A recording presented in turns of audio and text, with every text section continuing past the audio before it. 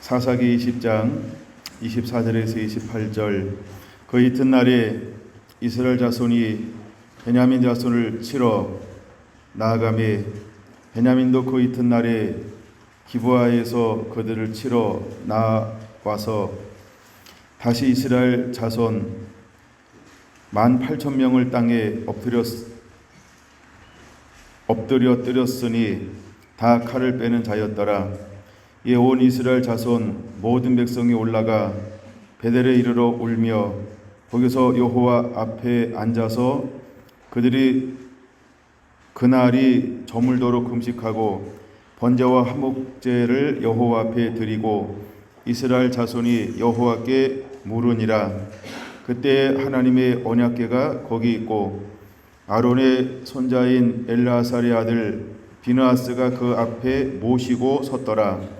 이스라엘 자손들이 여쭈기를 우리가 다시 나아가 내 형제 베냐민 지파와 싸우리까 말리까 하니 여호와께서 이르시되 올라가라.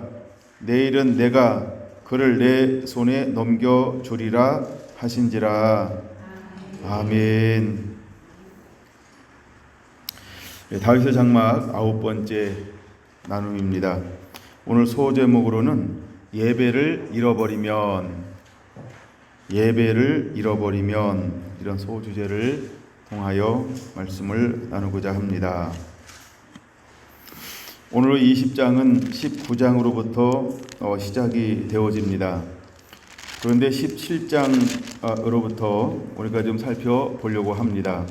16장까지는 사사 삼손 사사에 대한 이야기가 이제 기록되어져 있고 17장부터 21장까지는 또 다른 이야기가 기록되어져 있습니다.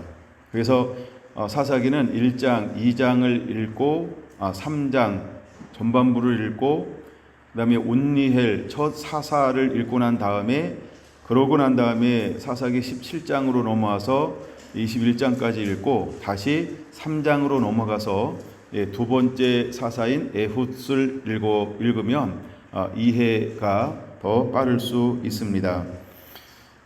사사시대의 특징이 무엇이냐 하면 이제 여호수아가 통치를 마치고 하나님의 부르심을 받고 하나님께로 떠나갑니다. 여호수아가 사는 날 동안 이스라엘 백성들은 모세와 같이 여호와 앞에서 하나님을 섬깁니다.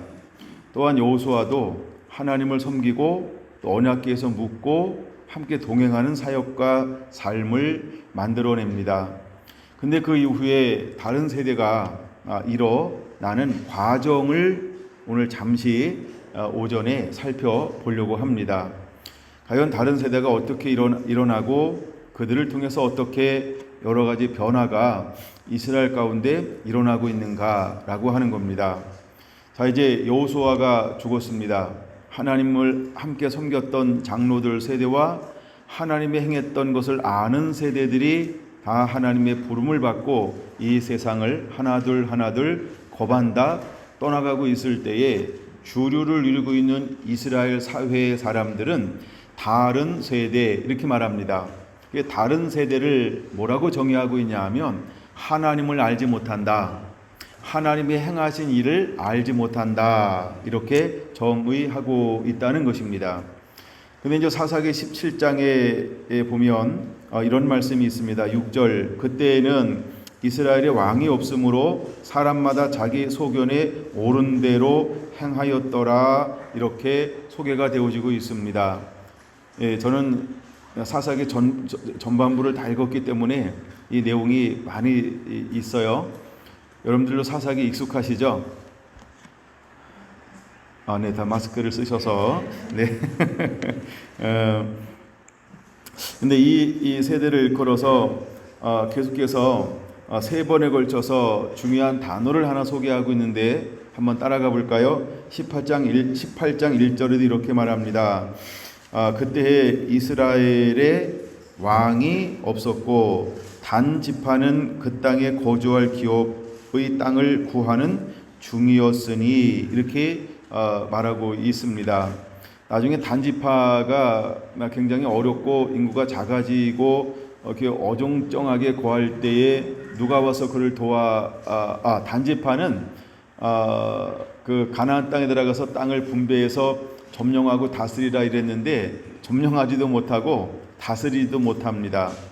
그래서 나중에 요셉, 에브라임 지파가 유다 지파가 와서 그를 도와줌을 통해서 그 땅을 다스리게 되어지는 것이 서두에 기록되어져 있습니다. 근데 그 이유를 뭐라고 말하냐 하면 리더할 사람이 없어서 이렇게 그래서 왕이 없음으로 이렇게 표현하고 있는 것입니다. 그 다음에 19장 1절도 이렇게 말하죠. 이스라엘의 왕이 없을 때에 에브라임 산지 구석에 거류하는, 그래서 구석이라고 하는 변방인데 우리가 해석을 좀 구석이라는 단어로 이렇게 해석을 했습니다. 근데 이스라엘의 왕이 없음으로 이런 일이 일어나고 있다 이렇게 말하고 있습니다. 그 다음에 21장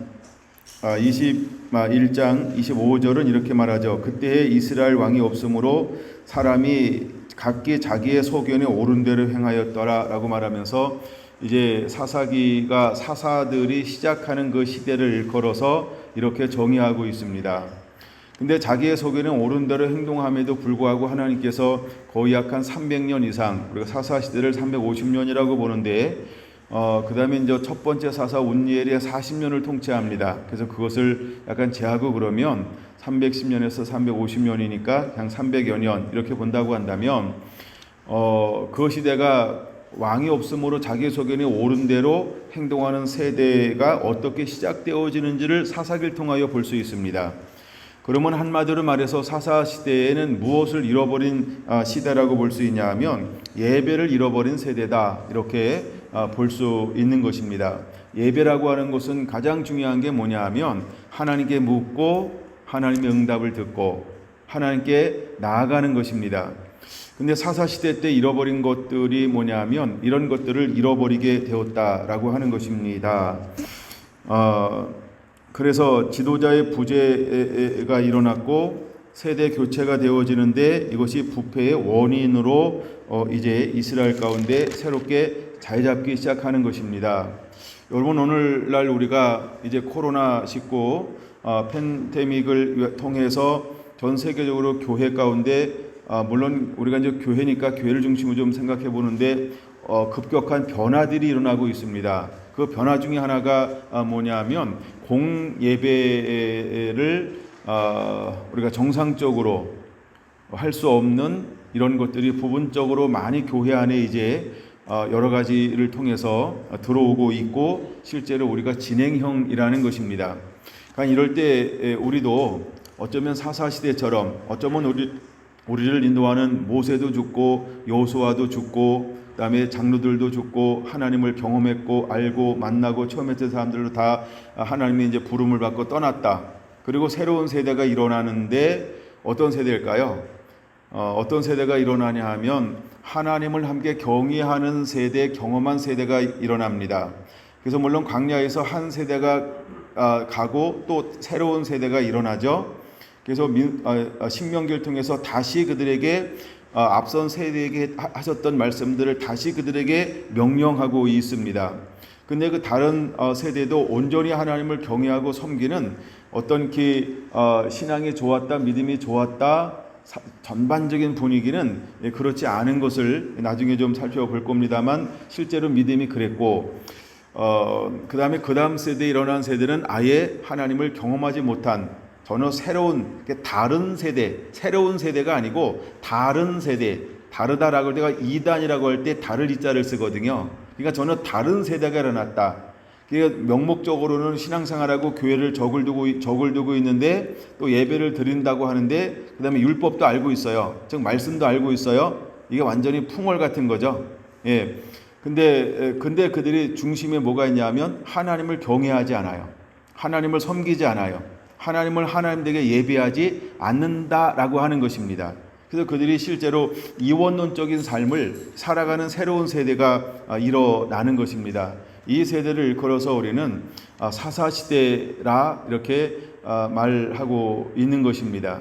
이제 그때 하나 이제 전기를 갖다 주고 있는 것 중에 뭐냐면 19장이 어떤 일이 일어나냐면 19장 1절 좀 보겠습니다. 사사기 19장 1절 이스라엘이 왕이 없을 때에 에브라임 산지 이렇게 말합니다. 에브라임은 이제 요셉 지파의 두 아들이 있었어요. 하나는 에브라임, 또 하나는 므낫세. 그래서 이제 유다 지파 이제 요셉이 그 당시에 계속 이제 장자 역할을 감당했죠. 그래서 나중에 북이스라엘까지 나눠질 때에도 에브라임이라고 부를 때 에브라임은 북이스라엘 전체를 총칭하는 단어이기도 합니다. 그 다음에 여로보암을 하나님께서 에브라임 가운데서 세우고 있는 것도 볼 수 있고, 그 이유는 에브라임이 이제 요셉을 통해서 축복이 2배나 받겠다라고 하는 그렇게 해서 흐르고 있기 때문에 그렇습니다. 그래서 그들이 전통적으로 에브라임 그러면 우리를 지도할 수 있는 지파라고 이렇게 여기고 생각했다라는 것입니다. 그래서 그 당시 이제 하나님의 언약궤가 어디에 안치되어져 있었냐 하면 실로에 안치되어져 있습니다. 근데 실로에 있을 때도 있었고 또 베델에 있을 때도 있었고 또 베델에서 다시 실로에 가기도 하고, 그래서 마지막 엘리 제사장이 있었던 그 시대에 법궤는 어디에 있었냐 하면 실로에 있었다라는 것이죠. 예. 그래서 이제 이 법궤가 어디에 놓여 있느냐라고 할 때 에브라임이 차지하고 있는 실로 어떤 이렇게 봅니다. 근데 이때 에브라임 지파 중에 지도자 중에 한 사람이 누구였냐면 여호수아였다는 거예요. 여호수아가 에브라임 지파 사람이라는 걸 우리가 기억해야 합니다. 근데 여호수아가 죽었어요. 그 다음에 누가 인도할까라고 했더니 너희들이 인구가 가장 많으니까 너희들이 우리를 먼저 이렇게 민족을 이끌어 가라, 어떤 이런 의미도 이제 흐르고 있습니다. 근데 이제 하나님이 시내산에서 율법을 주면서 한 지파를 특별히 구별하셔가지고 뭘 하도록 만들었냐면 예배에 전념하도록 구별한 이런 지파가 있어요. 그래서 각 지파에서 흩어져서 예배를 드리고 하나님을 섬기는 것을 이렇게 섬겼던 지파가 레위 지파였습니다. 1절에 이렇게 말하죠. 구석 거리에 어떤 레위 사람이 유다 베들레헴에서 첩을 맞이하였더니 이렇게 말합니다. 아직까지 이때 유다 예루살렘은 아직 이스라엘 소유로 완전히 이렇게 아직 예루살렘이 드러나지 않을 때라는 거예요. 이거는 이제 새로운 이름이고 옛 이름이 뭐냐 하면 여부수입니다. 예, 그래서 옛 이름이 더 지금 여기서 진행형인데, 근데 기부하라고 하는 그런 이름입니다. 근데 나중에 이제 여기서 에브라임이 지도권을 잃어버리는 사건이 성경 한 절만 찾아보고 넘어올게요. 시편 78편을 한번 보겠습니다. 시편 78편 9절 볼게요. 에브라임 자손은 무기를 갖추며 활을 가졌으나 전쟁의 날에 물러갔도다. 그들이 하나님의 언약을 지키지 아니하고 그의 율법 준행을 거절하며 여호와께서 행하신 것과 그들에게 보이신 그의 기이한 일을 잊었도다 라고 말하면서 에브라임 지파가 스스로 어떻게 지도력을 상실해 가는지를 보여주고 있는 거예요. 그러니까 이 시대에 극적으로 에브라임 지파가 지도력을 상실해 가는 것이 드러나는 것이 누구냐 하면 여호수아 사후 에브라임이 여전히 지도적인 역할을 감당해야 하나 그들이 스스로 어떻게 했냐 하면 10절에 말하고 있는 것처럼 하나님의 언약을 지키지 않습니다. 그리고 율법을 준행하는 것을 거절합니다. 그 다음에 여호와께서 행하신 것과 그들에게 보이신 그의 기이한 일을 모두 잊어버리고 맙니다. 그래서 에브라임은 무엇을 가진 자손 지파였습니까? 무기를 갖추며 활을 가졌으나 전쟁의 날에 물러갔도다. 그럼 전쟁의 날이 대표적인 전쟁의 날이 어디일까요? 땅을 분배해서 땅을 차지하는 것, 즉 이 가나안 족속을 몰아내는 것, 그렇죠? 근데 그것을 해야 되는데 전쟁의 날에 물러갔다. 그러니까 다 쫓아내지 않는 일에 앞장섰다. 어떤 이렇게 볼 수 있는 것이죠. 예. 그래서 이제 에브라임이 그 지도력을 이제 잃어버리고 상실되어져 가고 있는 것입니다. 근데 그 땅에 누가 살고 있었냐면 레위인이 살고 있다는 거예요. 레위인은 구별된 민족, 구별된 삶. 그래서 성도들을 거룩하게 하나님의 율법을 가리키면서 모범적인 삶을 살면서 하나님과의 관계를 바르게 세우는 역할을 해야 하는 지파가 레위 지파였죠. 그런데 누가 이제 타락을 하기 시작하냐 하면 레위 지파가 타락을 했다는 겁니다. 근데 타락이 어떤 게 기록되어져 있냐 하면 레위인인데 누구를 뒀다라고 말하고 있습니까? 첩을 두었다 이렇게 말하고 있어요. 첩이라고 하는 건 우리 이해하시죠? 예, 세컨드 두 번째 부인을 얻었다 이 말입니다. 그러니까 두 번째인지 세 번째인지 네 번째인지는 너무 멀리 나갔을까요? 하여간 다른 이제 정실 부인 위에 다른 여인을 얻었다라는 거예요. 근데 이제 이것이 하나님께서 허용하지 않는 것이거든요. 근데 그 시대가 얼마나 말씀이 무너졌는지를 보여주고 있는 대표적인 사례다라고 하는 것입니다. 그런데 그 시대가 워낙 하나님을 예배하지 않고 멀리 떠나고 타협하는 세대, 그 시대가 어떤 세대라 했어요? 다른 세대. 그러니까 다른 세대니까 이해가 되는 거야. 누가? 그 시대는. 그렇죠? 여러분 오늘날 이혼이 웬만하면 다 이해가 되죠. 재혼이 웬만하면 이해가 되죠. 3번 했대. 이제는 유수도 아니죠. 또 하려고 그런데 별로 신기한 소식도 아니죠. 이런 것처럼 다른 세대가 일어난다라고 하는 게 이걸 보여주고 있는 것입니다. 우리가 이제 우리 때 그쵸? 어릴 때 이혼 굉장한 이거는 아주 막 그쵸? 예. 그렇게 바라보던 세대에 우리는 어릴 적을 보냈어요. 이제 지금 우리가 문화가 바뀌었다라고 하는데 지금은 뭐 이혼 뭐 이런 거 뭐 별로 결혼을 늦게 하고 안 하고 이것도 그쵸? 요즘에는 별로 이렇게 이제 흉이 되지도 않고 오히려 그거 금기어 중에 하나죠. 이번에 명절 때 금기어 많이 지키셨는지 모르겠어요. 하면 안 되는 금지어가 왜 자꾸 언론을 통해서 나오는지 왜 하지 말라고 그러죠? 듣는 인간 기분 나쁘다. 이래서 이제 하지 말라고 하는 용어들이 굉장히 늘어나고 있대요. 올해 신종 금지어 중에 하나가 뭔지 아십니까? 집값은 얼마나 해? 이거래요. 예. 요즘 워낙 이제 부동산이 이제 뛰고 있으니까 변화가 일어나고 있으니까. 근데 하여간 그게 뉴스에 보니까 금지어라고 이야기하기도 합니다. 하여간 또 다른 속셈이 있는지는 모르겠지만, 하여간 그런 게 금지어라고 이야기하더라고요. 근데 레위인이 무엇을 두었냐 하면 첩을 두었다라고 하는 것입니다. 여러분 우리가 성경 한번 찾아보세요. 마태복음 5장 13절입니다.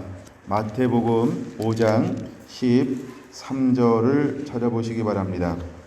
찾으셨나요? 함께 한번 읽어보겠습니다. 시작. 너희는 세상의 소금이니 소금이 만일 그 맛을 잃으면 무엇으로 짜게 하리요? 후에는 아무 쓸데없어 다만 밖에 버려져 사람에게 밟힐 뿐이니라. 할렐루야. 레위인은 하나님 앞에 어떤 역할을 감당해야 될 사람이었냐 하면 하나님의 거룩함을 보여주는 신앙의 어떤 지표가 되어야 했던 것입니다. 즉 이 말을 마태복음 5장 빛과 소금으로 말하면 빛이 되어야 하고 소금이 되어야 한다는 것입니다. 근데 그렇게 해야 할 레위인 이 사람이 소금은 소금인데 무엇을 잃어버렸어요? 맛을 잃어버렸어요. 우리가 이제 정신 나간 사람을 뭐라고 부르죠? 맛이 갔네 라고 하죠. 맛이 간 사람들이 있어요. 근데 오늘날처럼 우리가 교회가 또 성도들이 또 목사님들이 맛을 내야 할 시대가 또 있을까요? 여러분 우리는 내가 성도라고 하는 거 하나님의 사람이라고 하는 그 맛을 분명하게 드러낼 줄 아는 삶을 살아야 할 줄로 믿습니다. 만약에 우리가 맛을 잃어버리면, 오늘날 교회가 맛을 잃어버리면, 오늘 우리 하나님의 사람들이 맛을 잃어버리면 어떤 꼴을 당할까요? 5장 13절은 이렇게 말합니다. 아무 쓸데없어 밖에 버려져 사람들에게 밟힐 뿐이라, 이렇게 말하고 있다는 거예요. 그럼 여러분은 소용되어지는 사람인가요? 쓸데없는 사람인가요? 여러분, 오늘 이런 교회 가운데 이런 핍박과 또 이런 환난을 통해서 이런 하나님이 우리를 얼마나 흔들어 보고 있을까요? 이것이 하나님이 우리에게 허용한 시험이라고 한다면, 하나님이 우리에게 허용한 하나님의 분별법이라고 한다면, 그래서 우리가 회개할 기회를 가지는 하나님의 음성이라고 한다면, 여러분들은 하나님의 음성을 듣고 이제 우리가 빛을 발할 수 있도록 불을 붙여야 할 줄로 믿습니다.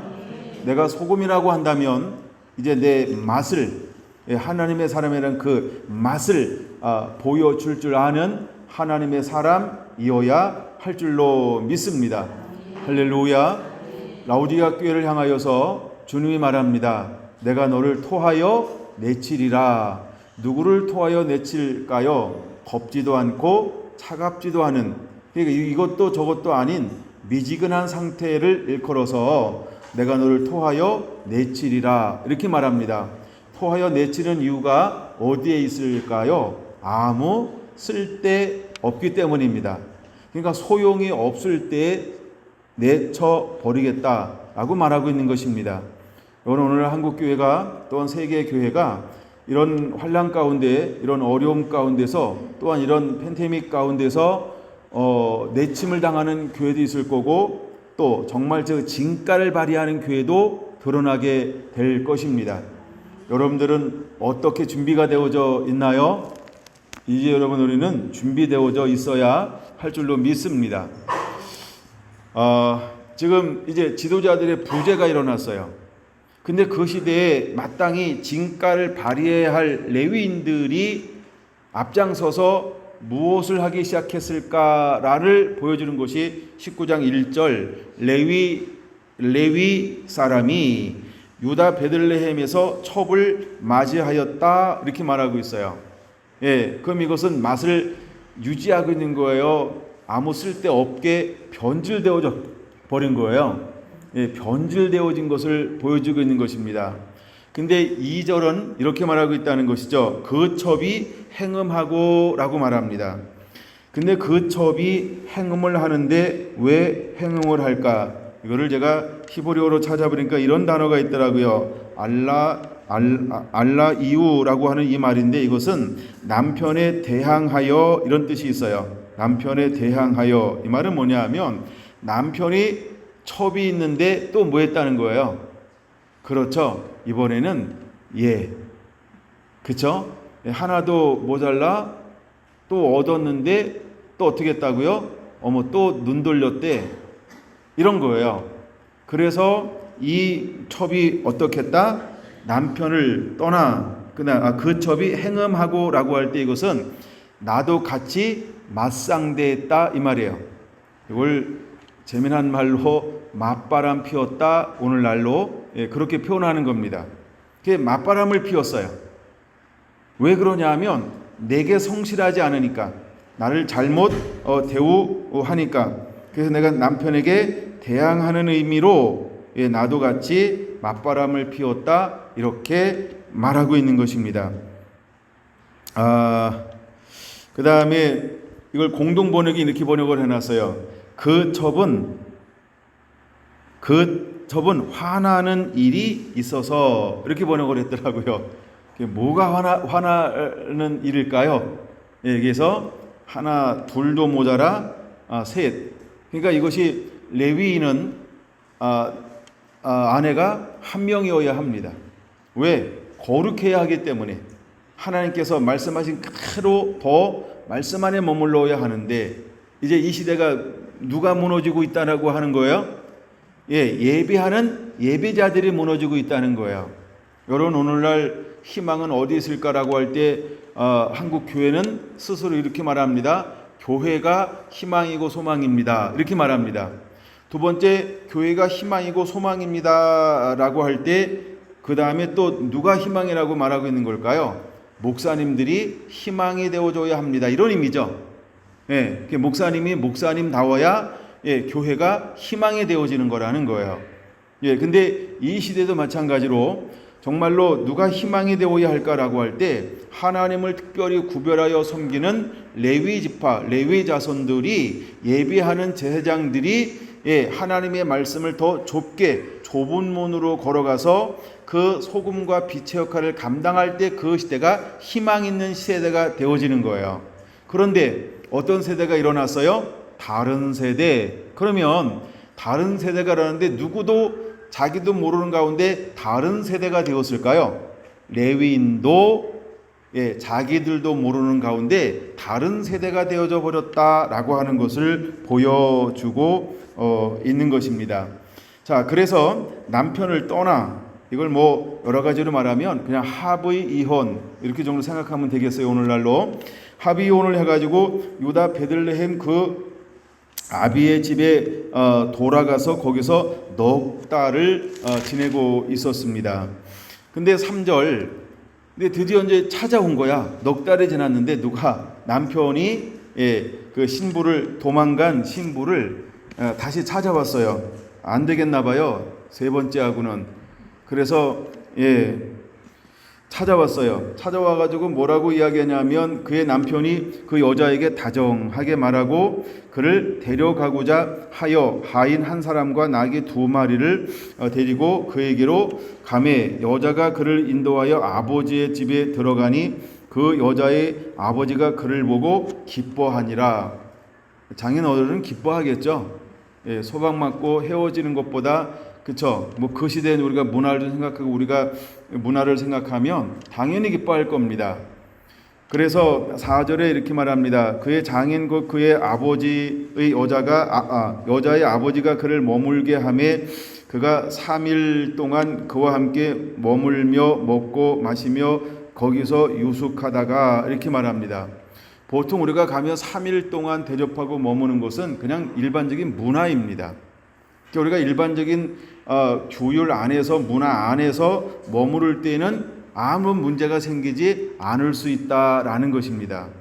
근데 이제 한번 잘못된 관계를 맺고 합의적인 이혼을 해가지고 돌아올 수밖에 없고 어떻게 보면 쫓겨나다시피 이제 한 거죠. 그래서 이제 왔는데 다시 그 사랑하는, 연애하는 마음을 갖고 생각이 나서 다시 그를 데리러 왔다. 그러면 장인의 마음은 어떤 마음이 들까? 그래도 같이 사는 것이 좋겠다. 이제 이런 마음을 품고 왔던 사위를 이제 극진히 대접하고 있는 것입니다.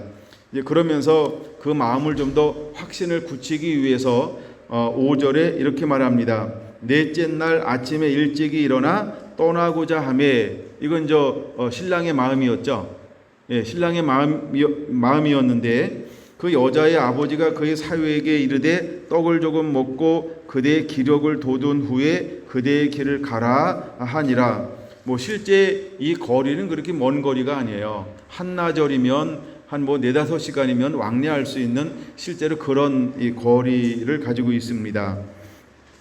6절, 두 사람이 앉아서 함께 먹고 마시며 그 여자의 아버지가 그 사람에게 이르되 청하노니 이 밤을 여기서 유숙하여 그대의 마음을 즐겁게 하라 하니, 그대의 마음을 즐겁게 하라라고 하니, 이 말 속에서 이 관계가 어떻게 되었는가를 우리가 이렇게 엿볼 수 있는 대목이기도 합니다. 이제 실제로 소원하고 마음이 상처가 있고 갈라섰으니까 함께 와서 여기서 뭐 하길 원하는 거예요? 회복하기를 원하는, 이제 이 중재 역할을 하는 아버지의 심정을 느낄 수 있는 것이죠. 그래서 그 사람이 일어나서 가고자 하되 그의 장인이 간청으로 거기서 다시 유숙하더니, 이렇게 말하고 있는 거예요. 미안하기도 하고 여러 가지 마음이 교차했겠죠.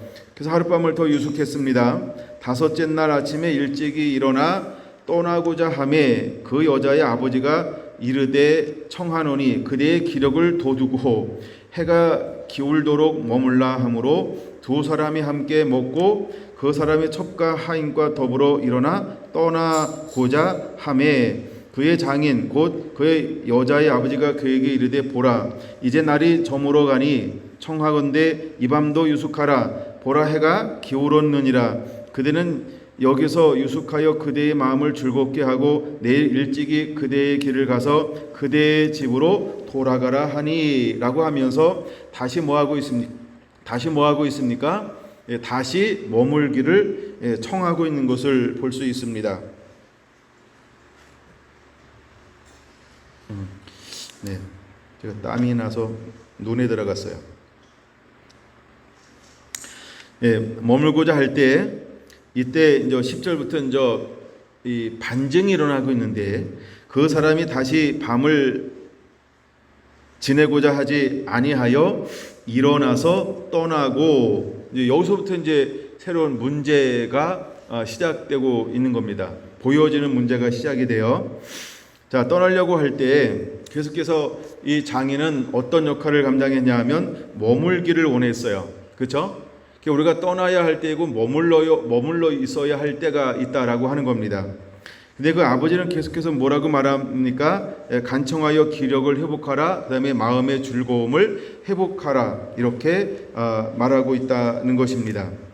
그때 이 레위 이 사람 신랑은 계속해서 그 아버지의 간청을 열심히 들어서 그대로 응답해 주고 있는 것을 볼 수 있습니다. 근데 이제 도저히 안 되겠다라고 하는 마음이 들었다라고 하는 것입니다. 그럼 왜 갑자기 도저히 더 하루를 머무는 것을 안 된다라고 생각했을까라고 하는 것이지요. 자, 이제 며칠 동안 머무르고 있습니까? 첫째 3일을 머물렀어요. 그렇죠? 그다음에 또 하루 머무러라. 그래서 4일을 머물렀어요. 5일째가 되었어요. 근데 또 하루를 머물러라 라고 말하고 있어요. 그러면 그 다음이 6일째가 되겠죠. 그러면 이제 돌아간단 말이에요.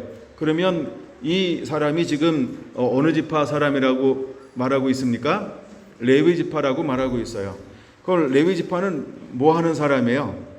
그렇죠. 하나님을 예배하는 사람. 그러면 계속해서 머물 수 없는 이유 중에 하나가 무엇일까요? 그렇죠. 안식일이 다가오고 있다라고 하는 겁니다.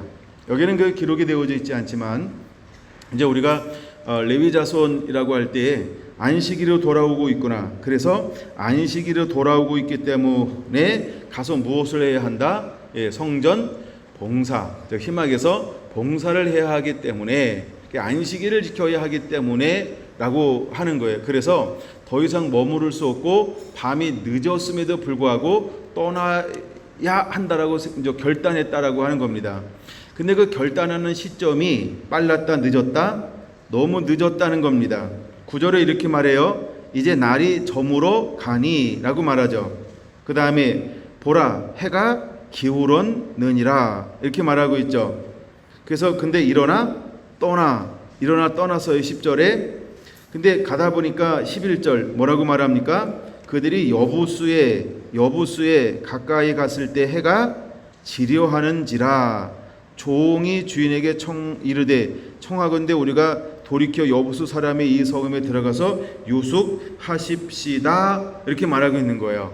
그렇죠? 해가 지니까 그 밤에 그 이동한다라고 하는 것은 굉장한 어려움이 있다, 위험이 있다, 이걸 잠재적으로 보여주고 있는 것이죠. 그래서 더 해가 지기 전에 이동하지 말고 이곳에서 유숙하면 좋겠다 이렇게 말하고 있는 것입니다. 근데 주인이 12절 주인은 레위 사람을 말하는 건데 뭐라고 말합니까? 이스라엘 자손에게 속하지 아니한 이방 사람의 성읍으로 들어갈 것이 아니니 기브아로 나아가리라 이렇게 말하고 있어요. 기브아로 나아가리라 이렇게 말하고 있어요. 또 그 종에게 이르되 우리가 기브아나 라마 중 한 곳에 가서 유숙하자 하고 14절 모두 앞에서 나아가더니 베냐민에 속한 기브아에 가까이 이르러 해가 진지라 완전히 해가 떨어진 상태가 되었다라고 하는 것입니다. 근데 이제 이곳에서 머무는 것이 문제가 이제 일어나기 시작을 하고 있는 것입니다. 여러분 이제 여기서 전체적으로 무엇을 보여주고 있는 걸까? 이것은 지금 이스라엘의 영적 상태와 상황을 하나님이 보여주고 싶어 하고 있다라고 하는 겁니다. 무엇을 통해서? 레위인이라고 대표하는 너는 나를 경외하고 나를 섬기고 나를 잊고 우상을 섬기지 않고 나만을 경외해야 되는데 너 레위인은 무엇을 보여주고 있는 걸까요? 이스라엘이요. 하나님을 경외하고 섬겨야 할 이스라엘이 이제 여호수아도 죽고 장로들도 죽고 새로운 세대가 일어났는데 그 세대는 새로운 세대가 아니라 어떤 세대?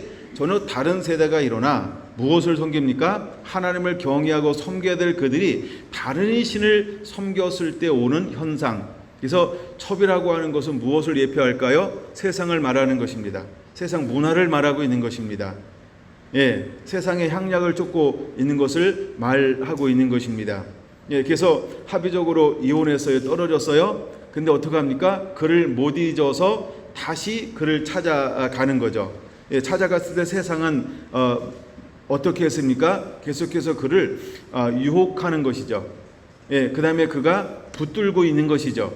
여러분 육이라고 하는 것은 계속 우리를 붙듭니다. 우리가 결단하지 못하도록 미혹과 유혹이라고 하는 것은 이런 식으로 우리에게 끊임없이 다가온다라고 하는 것을 우리가 기억해야 할 줄로 믿습니다. 그럼 우리는 언제 행동해야 할까요? 아침 일찍. 한낮에 이동하는 것도 굉장히 어려운 일이고 밤중에 이동하는 것도 어려운 일입니다. 그럼 언제 이동해야 할까요? 그래서 미명, 이게 동이 여기 오면 동이 틀 때 이런 단어가 있는데 그래서 우리가 동이 틀 때 이른 시간에 이동하는 것 이것이 우리가 이동하는 방법 중에 하나라는 것입니다. 그러니까 우리가 결단할 때가 있어요. 일어날 때가 있어요. 깨어 있어야 할 때가 있어요. 예배를 회복해야 할 때가 있어요. 그럼 오늘 우리가 이런 예배의 여러 가지 현상, 변화가 일어나고 있을 때 여러분 우리가 이때 정신 차리고 시험에 들지 않도록 깨어 기도하라. 예수님께서 겟셋만에서 제자들에게 부탁하셨던 것처럼 오늘 이 시대에 우리가 다시 한번 그 말씀을 기억해야 할 줄로 믿습니다. 이것을 보여주고 있는 장면 중에 하나가 사사기 19장 20장이라고 하는 거예요. 예, 19장 20장은 우리에게 이것을 보여주고 싶어 하는 것입니다. 그래서 우리가 우리 교회를 레위인으로 묘사하고 있고 그 다음에 세상을 첩으로 묘사하고 있는 것입니다. 근데 그 첩 뒤에는 누가 있습니까? 그를 또 가지고 있는 아버지. 아버지는 세상의 세력과 권력 이런 걸 말하는 거죠. 근데 그는 끊임없이 우리를 어떻게 할까요? 모든 것을 동원해서 우리를 유혹할 것입니다. 예, 이주더 이런 식으로 유혹할 수 있어요. 예, 이것만 지나면 이런 식으로 유혹할 수 있어요.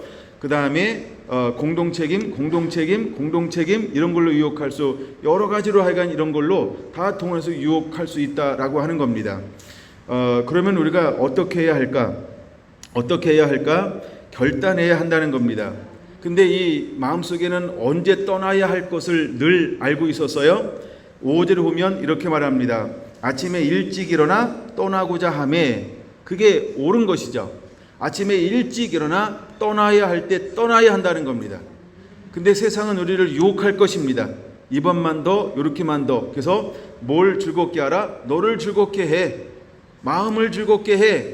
이게 뭐예요? 영이 아닌 육이라는 것입니다. 세상은 우리를 이렇게 연약하게 만들고 타협하게 만들고 안주하게 만들 것입니다. 우리의 생각을 빼앗아갈 겁니다.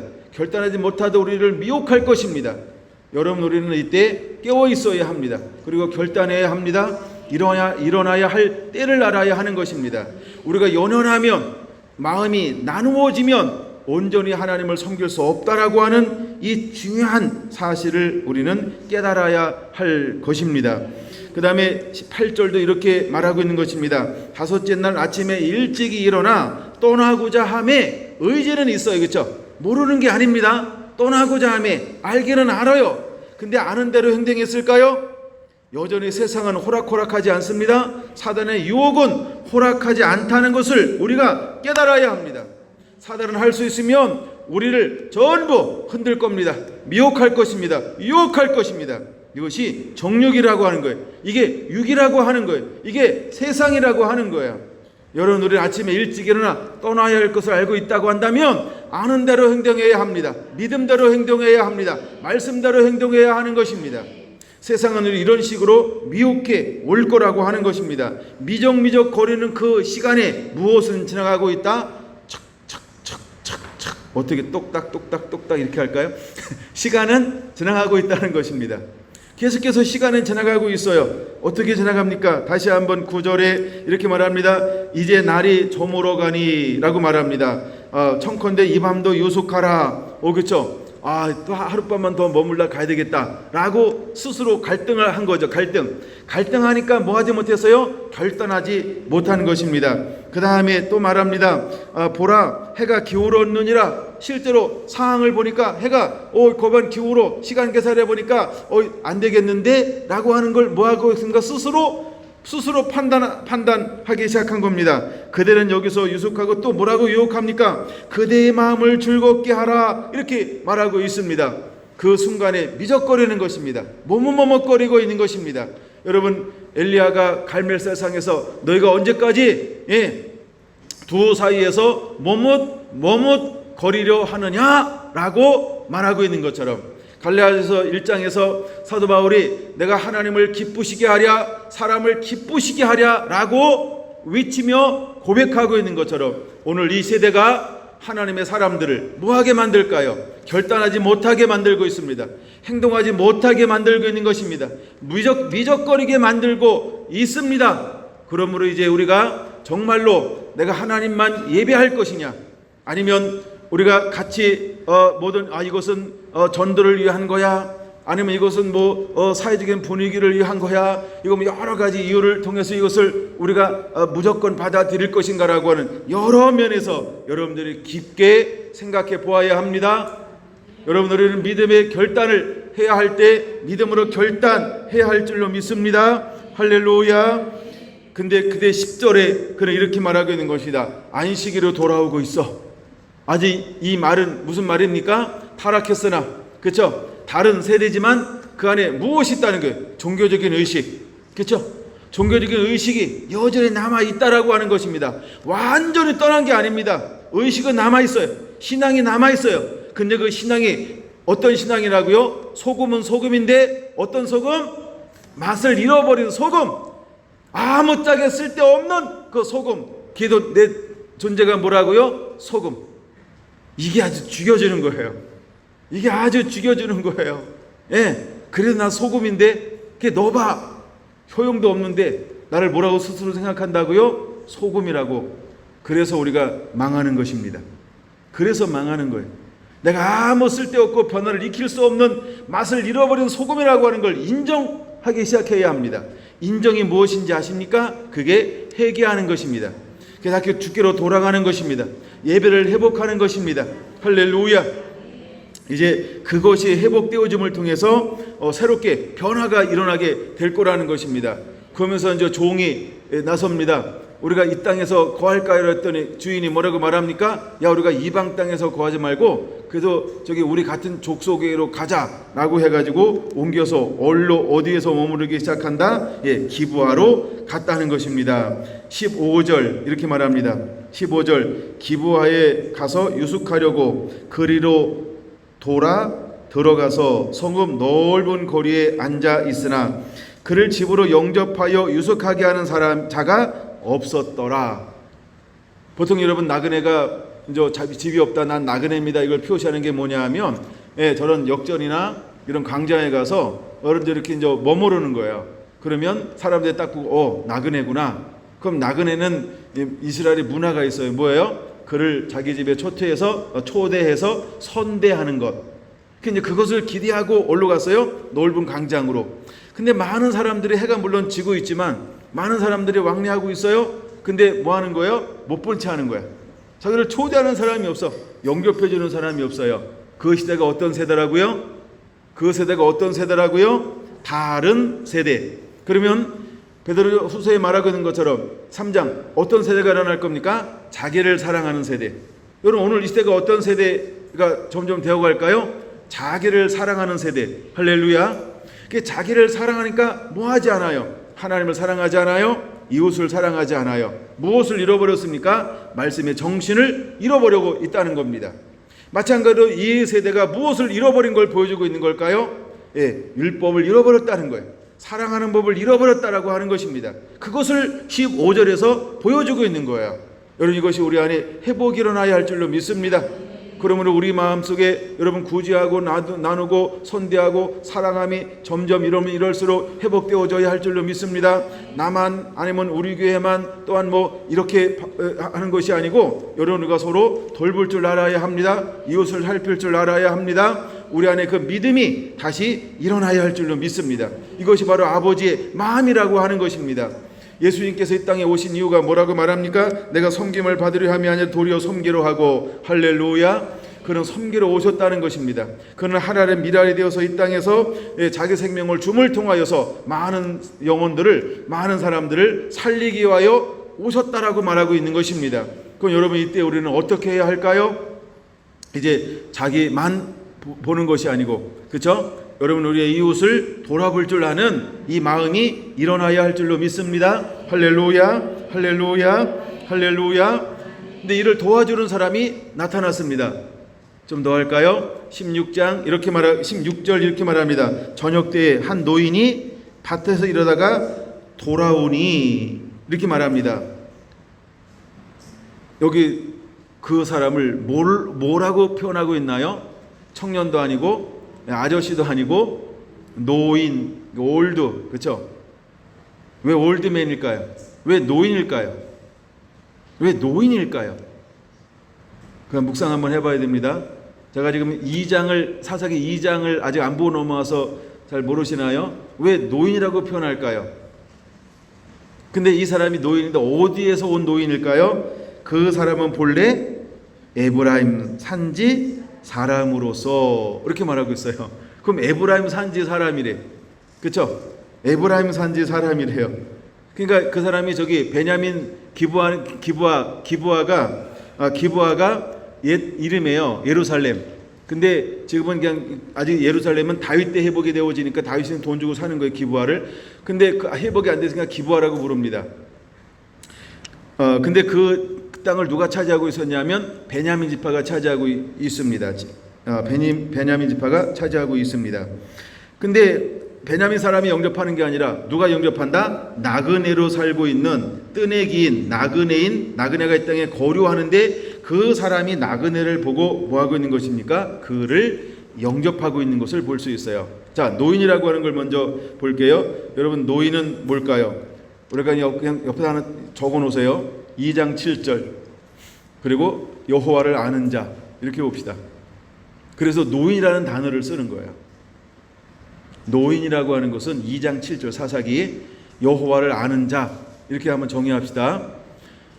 여호와를 아는 자라고 하는 거예요. 뭘 아는 거예요? 아, 나그네구나, 선대해야지. 그 마음이 있는 거예요. 아, 나그네구나, 선대해야지. 그래서 그를 받아들인다는 겁니다. 근데 나중에 알고 보니까 이 레위인도 어디서 왔다고요? 에브라임 산지 한 구석에서. 근데 이 노인도 어디에서 왔다고요? 에브라임 산지 사람으로서, 이렇게 말하고 있는 거예요. 그래서 가만히 보니까 뭐예요? 고향 사람이네. 하여간 뭐 그런 의미도 있어요.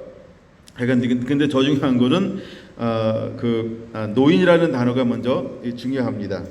그 다음에 누구냐면 타지인이 그를 영접했다라고 하는 것입니다. 여러분, 신약에 가면 비슷한 거 하나 있죠? 뭘까요? 누가 내 이웃이냐라고 물을 때 누가 이웃이 되었습니까? 긍휼을 베푸는 자, 자비를 베푸는 자가 내 이웃입니다 라는 거예요. 누구는 그에게 도둑맞은 자에게 자비를 베풀지 않습니까?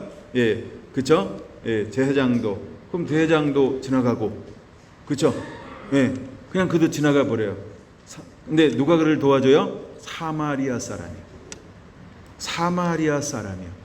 오늘날 여러분, 우리가 우리 안에 작게 잃어버릴 수 있는 게 있을 수 있다는 거예요. 뭘 잃어버릴 수 있을까요? 정죄는 빠른데 사랑과 포용은 늦을 수 있어요. 오늘날 자기를 사랑하는 세대, 이기적인 세대, 개인주의 세대니까 자기를 먼저 챙길 수 있어요. 근데 우리가 기본적으로 뭘 잃어버릴 수 있어요? 예, 긍휼을 잃어버릴 수 있어요. 자비를 잃어버릴 수 있어요. 사랑을 잃어버릴 수 있어요. 섬김을 잃어버릴 수 있어요. 돌봄을 잃어버릴 수 있어요. 베품을 잃어버릴 수 있어요.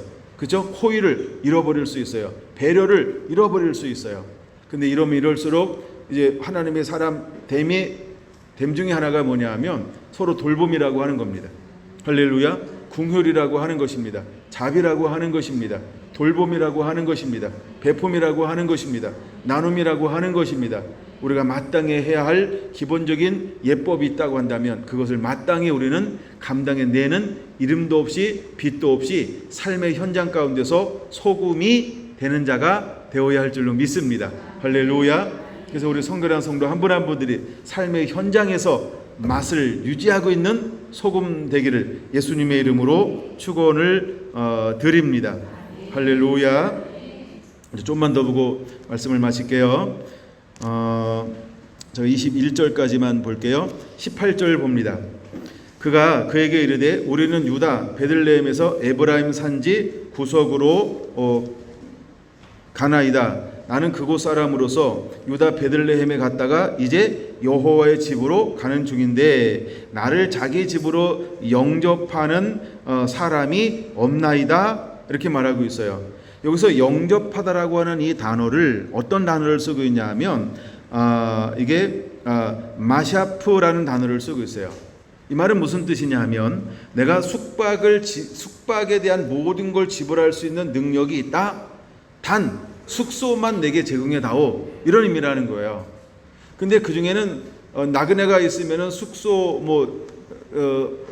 숙소만 제공하는 게 아니고 모든 걸 손님이 오면 뭐 해요? 밥값 내. 집값 뭐죠? 1박한 밥값 내. 하숙비 내. 이러지 않잖아요. 그렇죠? 그냥 몽땅 우리가 대접해 주잖아요. 근데 우리가 다 대접해 줄 필요가 없다. 왜? 19절 이렇게 말합니다. 우리에게는 나귀들에게 먹을 집과 여물이 있고에 동그라미 하세요. 있고. 뭐가 있어야 또? 다 있어. 집도 있고 여물도 있고 나귀에게 먹을 거. 그다음에 두 번째, 나와 당신의 여종과 당신의 종인 우리와 함께한 청년에게 먹을 양식과 포도주가 있어에 동그라미 치세요. 네, 그 다음에 세 번째, 무엇인지 부족함이 없나이다 하는지라. 여러분 이것은 무엇을 보여주고 있는 걸까요? 라오디게아 교회 한번 생각해 보세요. 나는 부하여 부족한 것이 없다 라고 하는 것입니다. 다만 무엇이 부족한 거예요? 머무를 집이 없다는 것입니다. 여러분 우리가 이럴 수 있다는 거예요. 그러면 이 시대에 하나님을 섬기는 예외인들이 스스로 아직도 뭐에 도취해 있다는 거예요? 선민의식이요. 어떤 세대가 일어나는데 다른 세대로 살아가는데도 불구하고 문화나 생각과 가치관은 여전히 뭐에 붙들려 있어요? 이게 완고함이라는 거예요. 이게 교만함이라는 거예요. 자기 팩트를 몰라요. 현실을 몰라요. 사실을 몰라요. 그리고 뭐예요? 그렇죠. 자기들이 유리한 거, 자기들이 좋은 것만 기억하고 사용하고 있다. 우리가 이렇게 보시면 돼요. 그래서 자기는 다 있다는 겁니다. 아무 부족함이 없다는 거예요. 단 하나, 우리가 들어가 거쳐야 할 숙소에만 있으면 되겠다라고 이렇게 이야기하고 있다는 겁니다. 혹시 여러분 우리가 이런 세대를 만나도, 어려운 세대를 만나도 자긍하고 있지는 않습니까? 자족하고 있지는 않습니까? 여러분 우리가 이 시대에 이것을 위기로 알아야 합니다. 그리고 깨어 있어야 합니다. 그리고 하나님을 찾아야 하는 것입니다. 하나님을 예배가 회복되어져야 하는 것입니다. 그리고 애첩을 만들지 않는 것입니다. 이건 하나님께서 원하는 것이 아닌 것입니다. 우리가 하면서도 사랑하는 것을 만들지 않아야 하는 것입니다. 할렐루야. 근본적으로 하나님께 돌아와 회개하고 거룩하고 정결한 삶을 살아야 하는 것입니다. 근데 그 레위인은 아무 부족함이 없습니다. 얼마나 많은 것을 가지고 이동하고 있는가를 지금 보여주고 있는 거예요. 그렇죠? 우리가 여러분 신앙적으로 그럴 수 있어요? 그래서 우리가 어렵다, 힘들다, 안 된다, 또 되겠지, 변화가 오겠지, 이것만 지나면, 그리고 우리는 초점을 하여간 그럴듯한데 초점을 하나님을 더 사랑하는 것이 아닌 뭐에 둘 수 있습니까? 다른 데 둘 수 있다라고 하는 거예요. 근데 그것을 뭘로 우리가 합리화할 수 있을까요? 레위인처럼 합리화할 수 있다라고 하는 것입니다. 나중에 오후에 좀 더 이 부분을 더 볼 겁니다만, 많은 분들이 이 부분을 그 시대 사람들이 똑같이 합리화를 시키고 있다라고 하는 것이죠. 우리도 그럴 수 있다는 거예요. 무엇을 잃어버렸는데? 예배를 잃어버렸는데. 예배를 잃어버렸는데 여러분, 예배는 전부라고 하는 것입니다. 여러분, 레위인에게 가장 중요한 게 뭘까요? 예배하는 것입니다. 하나님을 섬기는 것입니다. 그 이름을 높이는 것입니다. 백성들을 바르게 말씀으로 인도하는 것입니다. 모범을 보이는 것입니다. 거룩한 삶을 살아내는 것입니다. 소금이 되어지는 것입니다. 맛을 유지하는 것입니다. 등이 중요한 게 아니고 등에 뭐라고요? 빛을 발하고 있는 등이어야 할 줄로 믿습니다. 이것이 우리에게 초점이 되어야 한다는 것이죠. 오늘 교회가 그런 교회가 되어야 합니다. 우리 성결한 성도 한 분 한 분들이 그런 성도가 되어야 할 줄로 믿습니다. 할렐루야, 할렐루야. 근데 그럴 때 그 노인이 다가와서 20절에 뭐라고 말합니까? 그 노인이 이르되 그대는 안심하라. 그대의 쓸 것은 모두 내가 담당할 것이니 거리에서는 유숙하지 말라 하고, 그를 데리고 자기 집에 들어가서 나귀에게 먹이니 그들이 발을 씻고 먹고 마시니라. 할렐루야. 22절, 그들이 마음을 즐겁게 할 때에. 여러분, 우리가 마음을 즐겁게 할 때 또다시 무엇이 올 수 있냐 하면, 전혀 예기치 않은 또 다른 위기가 찾아올 수 있다라고 하는 걸 우리가 기억해야 합니다. 그 부분은 제가 오후에 계속해서 이어서 말씀을 나누겠습니다.